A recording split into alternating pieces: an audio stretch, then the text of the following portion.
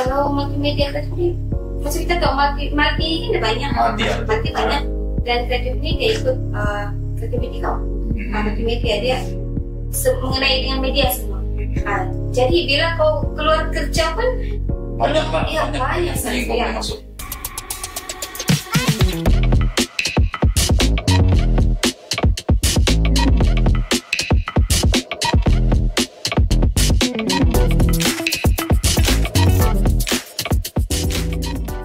Assalamualaikum warahmatullahi wabarakatuh dan salam sejahtera. Saya Jaisam, kembali kita bersiaran dalam episode kedua podcast Suara Masa Depan dengan tema Terbang Tinggi Meraih Mimpi. Episode kali ini, guys, saya akan bersama-sama dengan rekan saya, Miss Jen. Oke, Miss Jen, apa kabar Miss Jen? Oke, alhamdulillah sehat. Alhamdulillah, baik. Oke. So, Jen, sedikit kita punya perkongsian lah, mungkin pendengar kita mau tahu juga lah kan siapa sebenarnya Miss Jen nih. Siapa sebenarnya Miss Jen nih? Boleh cerita sedikit lah siapa Miss Jen dan apa peranan Miss Jen di NGO sini. Sebelum itu terima kasih Sejaisam karena menjemput saya sebagai rekan host pada pagi ini. Perjalanan saya sebagai education counselor bermula daripada tahun 2020. Tahun 2020 since COVID lah, masa itu. Lepas tu bekerja di sini sehinggalah hari ini, mungkin sekarang ini sudah 2024, mau masuk 4 tahun sudah lah. Iya, 4 tahun saya sebagai education counselor di sini NGOs. Education counselor sebenarnya apa yang Jen buat sebenarnya? Kerja saya ini lebih kepada membantu pelajar-pelajar yang ada di luar sana yang tidak tahu apa hala tuju dorang. Bukan sahaja pelajar yang baru lepasan habis SPM, tapi orang-orang yang sudah bekerja tapi yang masih ada niat mau sambung belajar. Itu juga adalah tanggung jawab saya lah untuk bagi nasihat, bagi jalan apa yang dorang perlu buat begitu. Pendek cerita memang mananya daripada awal Jen terlibat dengan NGO, so memang banyak players dengan student di luar sana, parents sekali. So sepanjang itulah lebih kurang 4 tahun sudah. 4 tahun sudah. Apa sebenarnya the main issue yang mungkin Jen selalu dengar ataupun selalu hadaplah bila berjumpa dengan parents ataupun student, tidak kira lah student daripada lepasan yang baru habis belajar ataupun daripada kalangan student daripada golongan bekerja ini. Apa sebenarnya main isu yang menjadi concern dorang sebelum dorang terbuka hati pilih NGO untuk masuk belajar? Untuk cabaran saya lah yang selalu saya dapat, dia sebenarnya banyak kategori. Kalau contoh dia ini kategori yang baru habis lepasan SPM, contoh dia.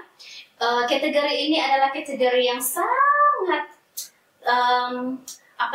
sangat kurang pengetahuan orang untuk sambung belajar sebenarnya.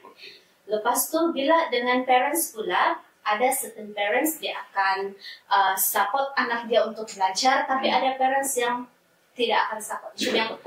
Saya tidak mau lah anak saya sambung belajar lagi. Biarpun anak dia minat. Iya, betul. Ada juga ibu bapak ni dia punya mindset, saya tidak akan bagi anak saya sambung belajar lagi. Semua dia kerja sudah. Gitu. Ada juga. Itu apa sebab parents boleh ada begitu?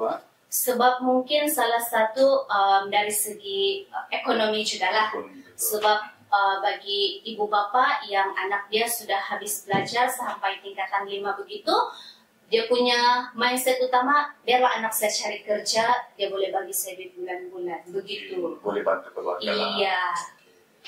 Tapi ada juga ibu bapa, dia sarankan anak dia sama belajar, tapi anak dia saya tidak minat sudah. Begitu. Jadi macam yang isu dia ni yang paling yang paling ketara lah kita nampakkan sebenarnya dari segi individu itu sendiri juga lah. Sama ada dari pelajar itu ataupun sokongan daripada ibu bapa gitu. Tapi itu untuk pelajar-pelajar yang baru habis belajar lah. Cuma kalau dia ada beza sedikit dengan pelajar yang sudah bekerja, golongan bekerja ini, dorang punya minat untuk sambung belajar itu baru timbul sebab ya sudah bekerja, rakan-rakan sebelah meja ada pendidikan yang lebih bagus sedikit. Lepas itu dia rasa macam yang saya ini macam rasa kecil betul di dalam saya punya golongan kerja. Sebab iya, saya cuma ada SPM saja. So dia orang rasa tercapai. Iya, rasa tercapai dan terbuka hati mau sambung belajar. So dalam konteks yang pelajar, kategori pelajar yang baru habis belajar tadi, isu yang kadang-kadang parents yang tidak bagi gerakan, dan kadang-kadang juga student itu sendiri yang tidak minat sudah masuk belajar. Oke, bagi pihak NBC sendiri, macam Jen, mungkin dengan tim SIA Education Council dari NBC itu, apa sebenarnya yang Jen telah lakukan supaya kita sedarkan majoriti pelajar-pelajar yang ada sekarang pun persentase dari segi lepasan SPM tidak sambung belajar pun memang sangat tinggi. Dan apa sebenarnya Jen telah lakukan bersama dengan NBC? Oke, untuk kira macam kami punya advice lah begitu, dan NBC pun banyak membantu sebenarnya kepada pelajar-pelajar yang baru start mau sambung belajar ini. Contohnya dari segi macam kemudahan yang disediakan, lepas itu orang punya kira macam allowance begitu pun NBC akan bagi kepada pelajar ya. Dan yang paling bagus NBC juga sediakan macam tempat-tempat pelajar yang sedang belajar ini untuk orang bekerja secara part-time begitu. Ya, saya pikir concern utama memang berkenaan dengan ekonomi. Iya betul. Ya, parents kadang-kadang tidak bagi galakan kepada orang punya anak-anak disebabkan faktor ekonomi. Iya. Dan student ni pun, biarpun orang ni baru habis SPM, tapi pujian boleh dibagi kepada orang tu sebab kenapa orang ada satu kesadaran yang orang tidak mau bebankan lagi ibu bapa orang. Iya. That's why kadang-kadang orang terpaksa buat keputusan. Saya rasa bukan juga kerana orang tidak mau sambung belajar, tapi terpaksa buat keputusan tidak mau sambung belajar dengan niat tidak mau bebankan lagi ibu bapa. Saya rasa itu concern dia. Tapi seperti yang Jen kongsikan tadi, NBC ada sediakan beberapa inisiatif. Sekurang-kurangnya bolehlah meringankan sedikit. Iya, adalah meringankan beban orang sedikit. Ya, di samping banyak lagi kemudahan daripada kerajaan negeri pun ada bagi beberapa bantuan, contohnya macam one of goodie itu lepas itu orang juga kalau macam pelajar-pelajar yang beragama Islam, orang boleh mohon zakat. Ya, jadi macam benda tu memang mungkin bukan jumlah yang besar, tapi sedikit sebanyak boleh membantu pelajar itu sendirilah untuk meneruskan orang punya kehidupan semasa belajar. Alright, so itu perkongsian berkenaan dengan pengalaman Jen dan juga NBC macam mana cuba sedaya upaya memberi peluang dan ruang kepada para pelajar, especially yang lepasan SPM ni supaya orang ni lanjut orang punya pengajian. Okay guys. Hari ini saya dan Jen tidak berdua, tetapi hari ini kita punya tetamu undangan khas. Beliau merupakan ataupun alumni daripada North Borneo University College itu sendiri, dan sekarang ini beliau jadi sudah bekerja dalam industri yang sememangnya berkait rapat dengan program yang beliau ambil waktu di NBC. So, kami perkenalkan, selamat datang Cik Nurdiani Abduri. Hai, selamat datang. Hai, saya Cik Nurdiani binti Abduri. Saya merupakan student NBC yang mengambil bidang diploma multimedia kreatif pada tahun 2021. Dan sekarang saya merupakan student NBC yang bekerja di luar sama bidang dengan yang saya belajar di NBC. Oke. So sekarang memang bekerja. So dulu ambil diploma dalam multimedia kreatif. And then sekarang sudah kerja sebagai desain dalam company yang berkaitan dengan desain. Oke. Alright. Oke, good. Satu pengalaman yang bagus. Oke. So, Jen, mungkin ada apa yang mau tanya? Mungkin sebelum itu para penonton kita di sana pun mau tahu juga siapa sebenarnya dia nih. Dia ini masih kira macamnya masih single? Iya, masih single kan? Lepas itu mungkin juga orang-orang yang di luar sana mau tahu juga lah macam mana kamu punya perjalanan semasa kamu berada di sini NUC begitu. Tapi mungkin boleh kita mulakan dari segi kamu perkenalkan kamu punya diri dulu lah. Oke. Umur saya 21, sebelum lagi berkahwin, masih bujang lagi. Oke. Dalam perjalanan sepanjang belajar di NUC, kalau diikutkan saya merupakan seorang yang pemalu. Pemalu. Anak sekarang pun banyak pemalu juga. Introvert lah begitu. Okay. Mau melayani dengan kawan-kawan pun dia ikut kemauan tu.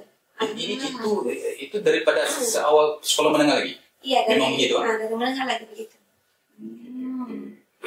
Kira macam pemalu-pemalu begitulah. Iya, Macam yang kalau orang hai-hai begitu, hai-hai juga lah. iya, Melayan juga. Melayan juga lah kan. Okay.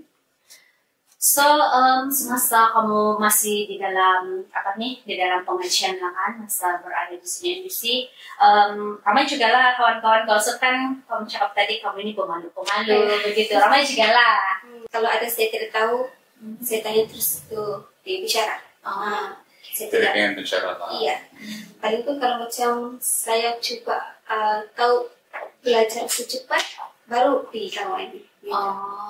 Oke, kemudian ya, saya ucapkan tahniah juga lah. Sebab pertama sudah berjaya menghabiskan pengajian di peringkat diploma di North Borneo, dan tahniah juga sekarang kamu sudah dapat pekerjaan dalam bidang yang memang kamu belajar.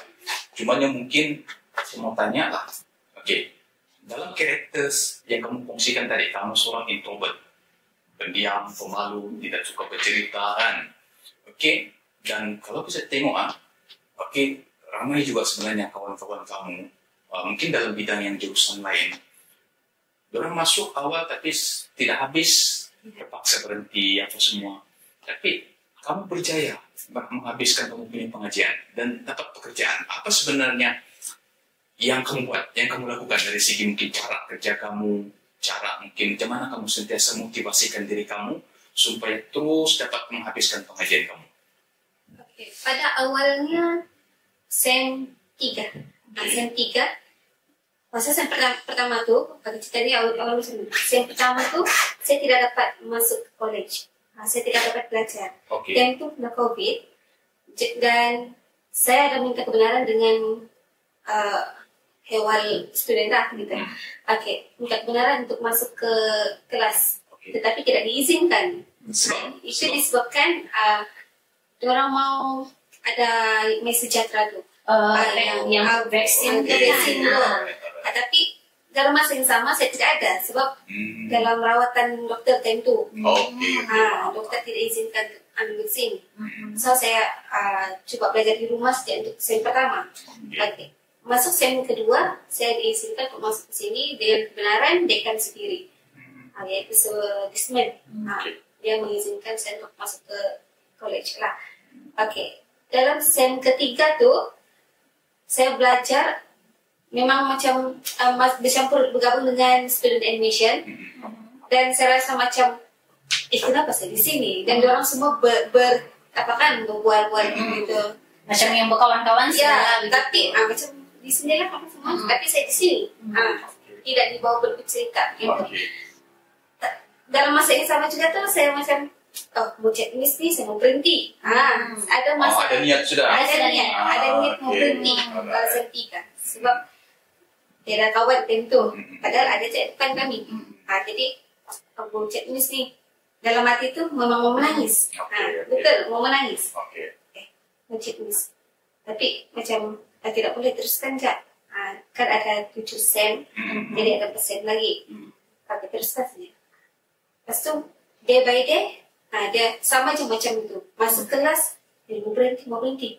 Sekali bila pikir balik, meluar dengan orang tua kan, keluarga, macam mana ni kalau gini mau berhenti belajar, kerja terus. Tidak boleh, kamu kena teruskan saja. Berapa SEM lagi tu? Saya teruskan. Selepas SEM 3, SEM 4. SEM 4 tu macam biasa sudah. Cuba beranikan diri, bicara dengan kawan-kawan. Kawan-kawan pun terbiasa sudah dengan saya. Jadi Sem ke-6 baru kami rapat semua. Sem 6? Sem 6 sudah. Sem 6. Semua itu sem 6 sudah semester kedua? Tahun kedua sudah, mau pilih praktikal sudah. Iya. Baru rapat dengan kawan-kawan. Terus belajar tuh sama-sama, tidak introvert. Jadi MBUC banyak buat program kan. Jadi saya bukannya introvert betul. Kalau macam ada apa-apa program, memang saya akan join terus. Memang join juga. Coba memberanikan diri. Selagi ada potensi di situ, coba keluarkan potensi itu.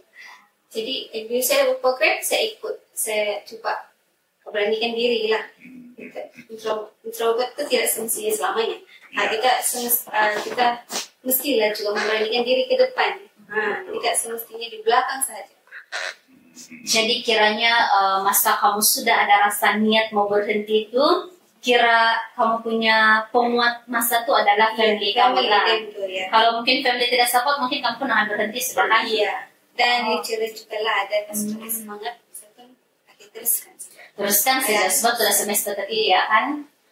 Dan akhirnya kamu berjaya menghabiskan pengajian karena pekerjaan. Iya. Dan pada sepanjang sem 3 itu pun saya pernah macam negative thinking gitu. Tidak boleh ini, pas tuh buku kawan tuh kan kadang-kadang kawan ini berdua, pas tuh kita rasa macam itu orangnya dia cerita tidak apa, positive thinking saja gitu sampai ya sekarang. Gitu.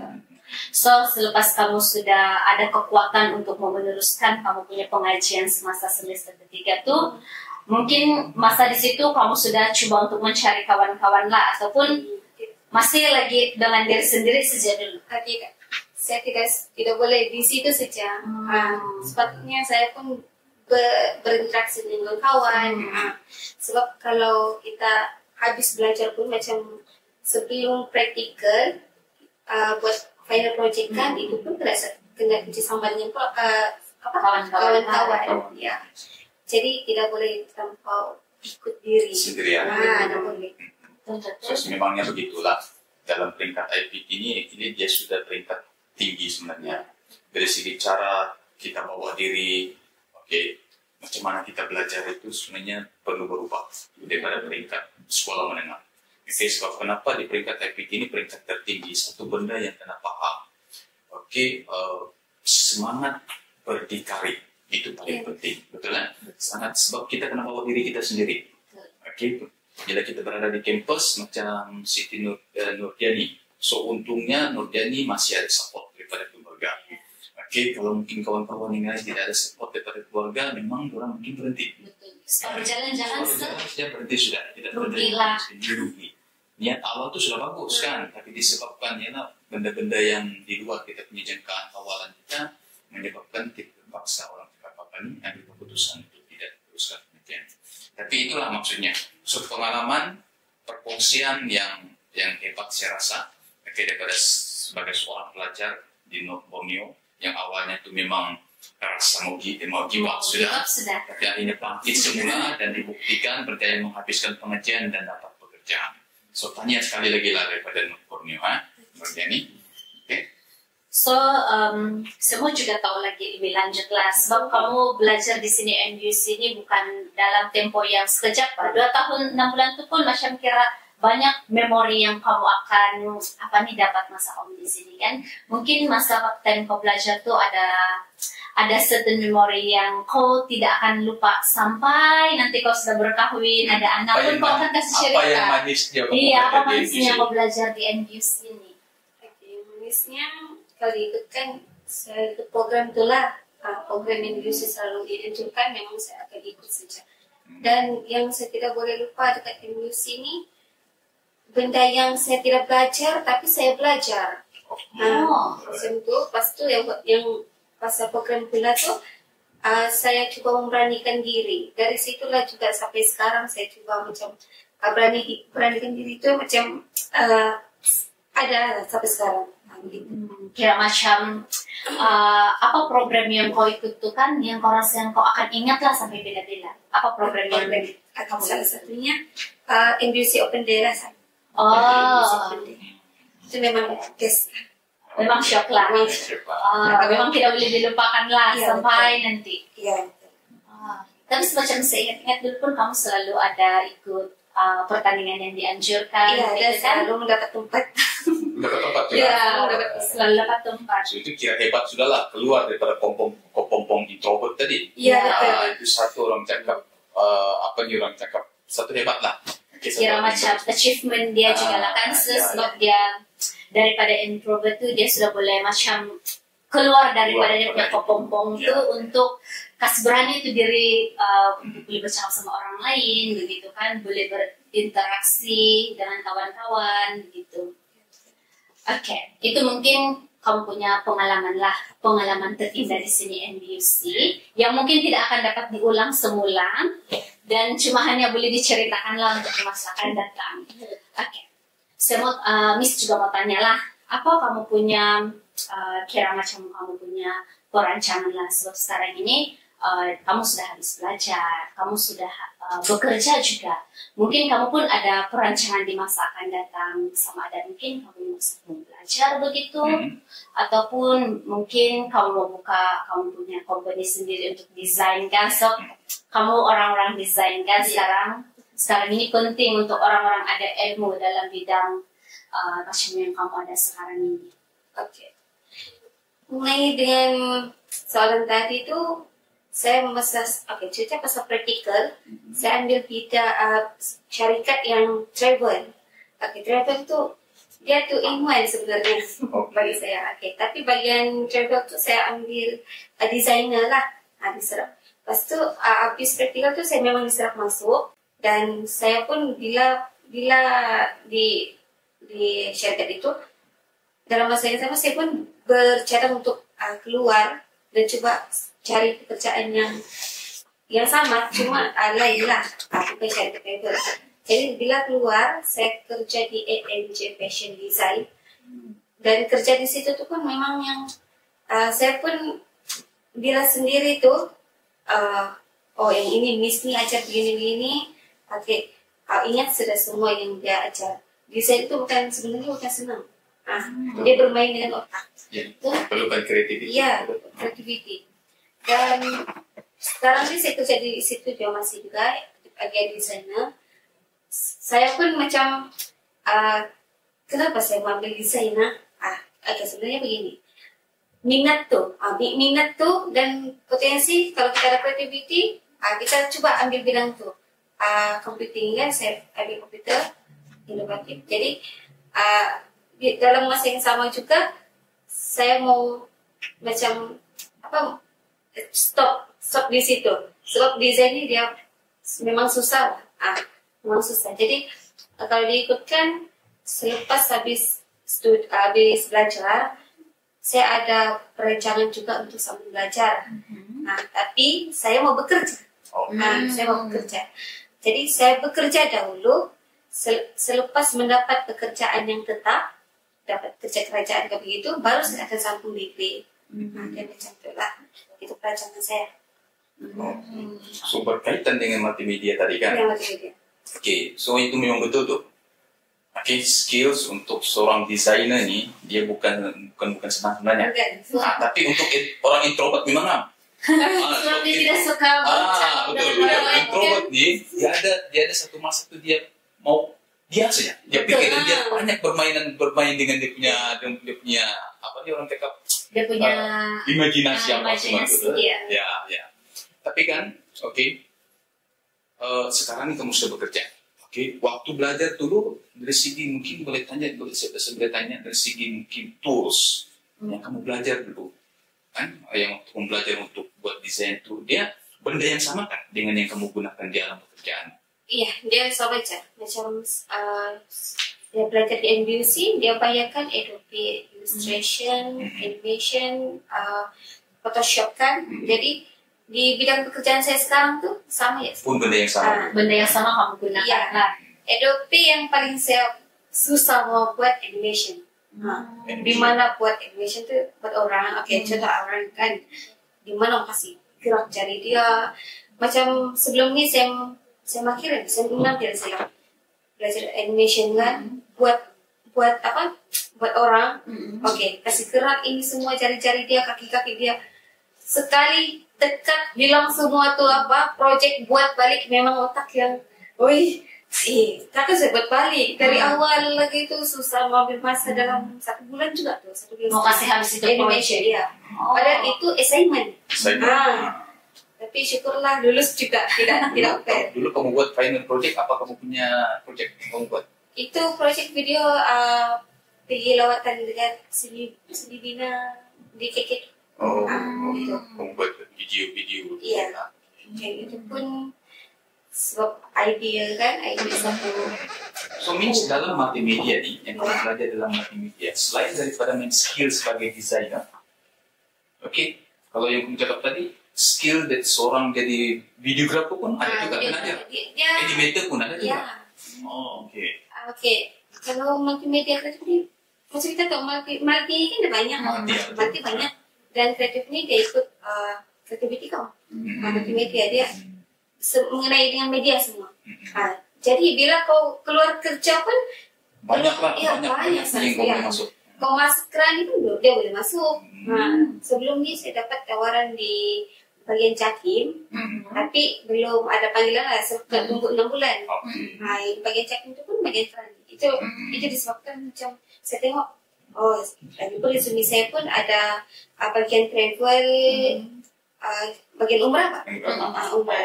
Dia dua dalam satu saya. Jadi senang apply lah. Dan IT ini pun memang luas pekerjaan dia. Dalam multimedia pula ni dia bukan jadi bagian desainnya, saya belajar buat lagu. Buat lagu saya pernah juga. Sebab ada studio sendiri, studio bapak saya sendiri. Kamu orang apa background family pada background ini juga musik? Iya. Kira macam orang-orang seni lah juga kan. Seni. Dan itu juga lah saya boleh belajar multimedia kreatif. Sebab semua family pun bisnes. Bisnes dalam industri videografer semua, shooting, fotografer pun. Jadi kalau macam sekarang ni saya pun boleh juga jadi fotografer. Sebab abang saya pun fotografer untuk majlis. Jadi kalau macam dia banyak job, dia macam masih ke saya gitu. Dia macam kau buat kerja freelance. Iya, jadi dia recording lagu pun ada. Kami ada studio. Kira macam mungkin kalau apa yang Miss dapat nampak, kira macam kamu One Family ini pun memang berada dalam industri yang sama juga lah begitu. Jadi mungkin itu juga salah satu sebab kenapa parents kamu tetap suruh kamu habiskan saja pengajian kamu untuk kamu dapat knowledge yang lebih kan. Mungkin kamu pun boleh kongsikan lah cabaran kamu ni kan, semasa kamu belajar ini dengan cabaran kamu selepas sudah bekerja sekarang ini, apa cabaran-cabaran yang kamu rasa dia berbeza semasa kamu belajar dan semasa kamu berada di alam pekerjaan sudah? Dalam perjalanan saya dari tingkatan sampai sekarang. Dari tingkatan 5. Dari tingkatan 5 saya menjual nasi lemak. Nasi lemak mama gitu. Habis dari SMK saya terus apply study di NUC. Dan tentu Miss Nurul. Dulu SMK mana kok? SMK Tepobon. SMK Tepobon. Kalau ada kita punya pendengar guru-guru SMK Tepobon, cikgu kepada Nur Giani. Bangga Bapak anak-anak didik kamu sudah berdaya menghabiskan pelajaran dan sedang bekerja ya sekarang. Habis dari itu bisa keluar result terus apply. Tahu tentu NBUC belum naik lagi Pak. Dia masih ke 4 tahun. Dia macam mungkin masa yang kamu masuk dia macam yang baru baru 3 tahun. Jadi saya pun tapi coba apply. Macam saya tengok sekarang NBUC makin naik kok. Makin ramai dunia studio. Makin ramai macam partai orang punya marketing ni ya. Jadi masuk dekat NUC belajar multimedia. Terus saya punya rencana mau masuk bagian keselamatan. Tapi bila pikir balik, minta pendapat dengan keluarga, kamu tidak boleh masuk sebab kamu tuh kurang darah. Jadi ambillah IT, lagipun IT ini dia kalau habis belajar kau dapat peluang pekerjaan yang luas, dan kau dapat belajar yang orang mau belajar tapi tidak dapat. Sebab komputer ini bukan orang selalu ada di setiap rumah ada, gitu. Jadi kita belajar yang baru. Dan yang praktikal saya coba apply di syarikat yang bukan saja desainer. Saya coba apply yang satu lagi, yaitu bagian travel umrah, dan dibawa ke KL tentu memang kena kejar job lagi tentu. Marketing lagi. Ya, marketing. Mau bercakap dengan klien-klien pun, ya introvert saya tu hilang. Sekarang ini pun bila kau jadi desainer sekarang, kau ada macam projek kan? Jumpa dengan klien tu minta desain ke samping apa semua. Yang sekarang ni lah, sekarang ni customer meminta begini, okey saya buat. Tapi yang paling susahnya bila sudah buat desain, dia orang macam bolehkah yang ini ke sini, ini lepas tu tambah ini lagi. Saya pun sudah save balik, sudah save desain ni, jadi terpaksa balik. Kalau boleh tekan yang komputer tu semua pakai dia. Buat balik. So itulah bezanya dalam pengerjaan dan bila kita bekerja di dalam industri sebenarnya, sebab kita terpaksa penuhi, mau tidak mau kita perlu penuhi kita punya audience punya kehendak klien. Tadi kita sudah dengarlah banyak perkongsian daripada si Nordiani. So mungkin kamu boleh juga lah bagi kata-kata semangat ataupun inspirasi kepada kamu punya junior ataupun kepada orang yang masih lagi tidak tahu apa hala tuju dia. Mungkin kamu boleh bagi sedikitlah inspirasi kepada kita punya penonton-penonton di luar sana. Okay. Untuk yang junior lah, kalau kamu sudah belajar di NUC dan macam yang kisah saya lah juga, saya bertiga mau putus asa sudah. Kalau boleh teruskan saja, sebab kalau kita setengah jalan, kita tidak akan tahu hala tuju kita tu di mana akan datang.